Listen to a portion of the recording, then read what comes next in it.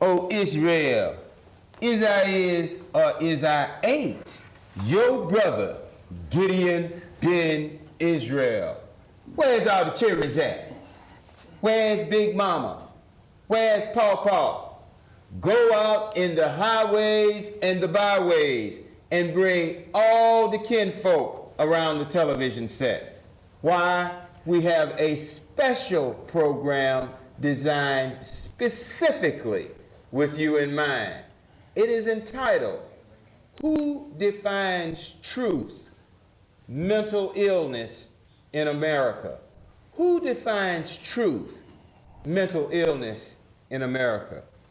It is a point of reference when we look at a nation that continues to perpetrate war, hatred, violence all over the world, and for us who are victims of it, not to think that there is some type of mental illness associated with this type of behavior.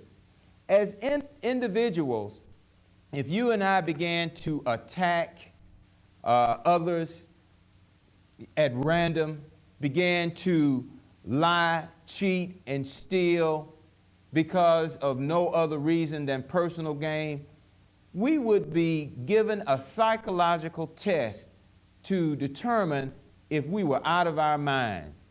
Well, what happens when a country that is supposed to be the most powerful country on the face of the earth perpetrates violence, sexual abuse, destruction of its elderly, misuse and abuse of its children, lying, cheating, smut, which you call pornography, waste?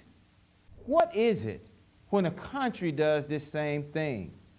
Mental illness is something that we look at as individuals, but when it comes to a country, I would dare say there has to be some type of reckoning for the behavior that we see perpetrated in this country and by this country all over the world. But let me start with me. I certainly cannot call the pot black when I'm a kettle and I'm black too.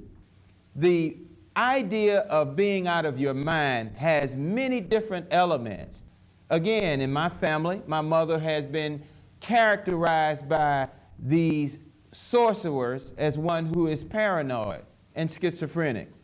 How is it that a descendant of slaves who has been hunted down, beaten, destroyed, land taken away, daughters raped right in front of their faces, wives raped and mutilated, men foot cut off, genitals cut off, but we not be considered affected by that?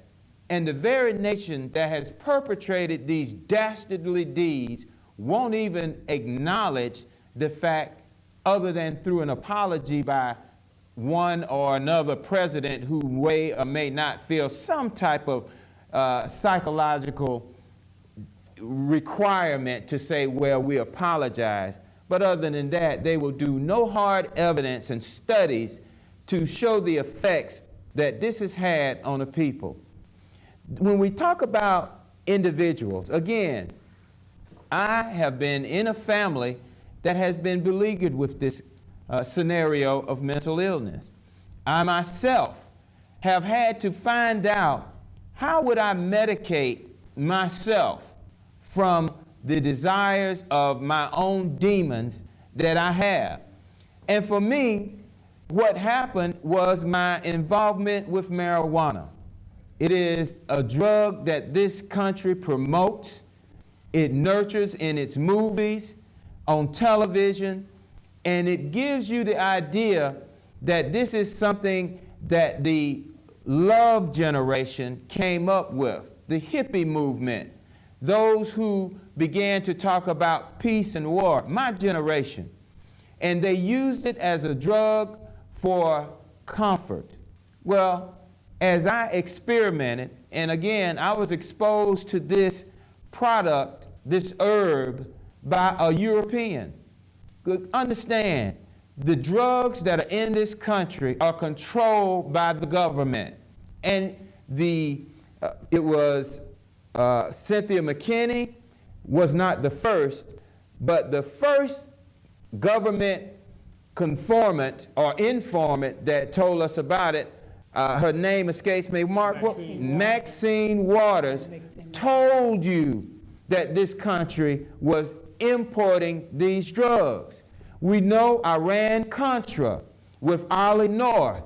The shadow government has financed a war in the Honduras, Nicaragua, and that area through drug money. Now, coming back to me, as a young man coming up in this environment, looked as poor as dirt, having nothing other than the dirt on me, I was again exposed to marijuana by the European that I was involved with, living as a sharecropper on a large plantation where the European who owned the land where the Atlanta 500 is right now, they purchased the land from him. But it was other Europeans that lived in the wooded rural area of Henry County that used that drug at liberty because they had the finances to get it. Well, as I grew up and as a young man, my involvement with it did not again start until I was a grown man and had issues that in my own mind that I had to deal with. And marijuana was a term and a drug and an herb that I used to kind of ease my mind somewhat. But no matter whether it's an herb or whether it's a psychotropic or whether it's a pharmaceutical produced chemical, herbs and chemicals, drugs in general, have side effects. But getting back to me, my involvement with it was as such that people that were around me would say that I had a habit.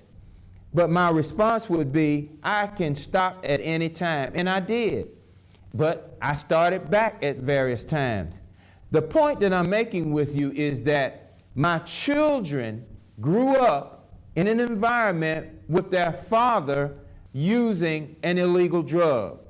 I never sold it. Well, in high school, I did very briefly until I almost got caught doing that and had the Most High not allowed somebody, as I went to scan the area on campus to find out who I could sell to. Between me leaving my car and going on campus, I was confronted by the principal and the detectives because on that particular day they decided to do a drug sweep. And they escorted me back to my car, profiling me as a dealer in drugs. And when they got back to my car, I knew I was going to jail. And when they searched my car and didn't find any packaged marijuana, I was as surprised as they were because somebody had stolen out of my car what product I had. This was the will of the Most High, because had I not that happened, I would have been in jail. It is this element of protection, but yet being involved in a issue of herbal involvement that this country has criminalized. But guess what? Some of the major governmental documents, foundational documents that this country has orchestrated is written on hemp paper. And of course, we know Coca-Cola had Coke in it in its original recipe. So there is so much hypocrisy as it pertains to these elements that it is sickening. But once again, raising up my children in this environment, as Most High would have it, the most part did not have an effect on them. But there are elements of impact to my own children. So where do we begin to point responsibility when the numbers of our children proliferate in the prison system?